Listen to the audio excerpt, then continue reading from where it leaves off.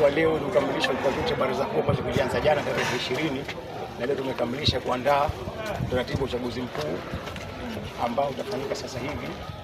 Sasa hivi tuko Baleka Mapindirani na mchujo umefanyika wa wagombea. Majina matatu kwa nafasi ya mwenyekiti yanapelekwa, na majina matatu kwa nafasi ya makamu zangu yanapelekwa kupigwa kura, na majina matatu kwa nafasi ya mwenyekiti bara yanapelekwa kupigwa kura. Majina yanayopelekwa kwa nafasi ya mwenyekiti bara ni Milambo Kamil ambaye amepata kura za kuongoza, Mheshimiwa Siwale na Mheshimiwa Dumba ambao hao kura zao zilikuwa zinaongoza. Kwa majina matatu yatakwenda mkutano mkuu.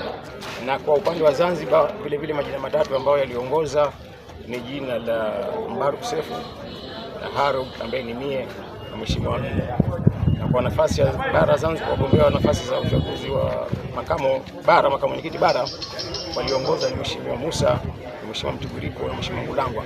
Kwa hiyo majina yao haya kupigwa kura kupata nafasi moja kwa katika nafasi zote hadi mwenyekiti makamu Zanzibar na walichukua fomu kwa nafasi ya mwenyekiti walikuwa ni 5 na kwa nafasi ya makamu walikuwa ni makamu bara walikuwa ni 7 na makamu Zanzibar walikuwa ni 5.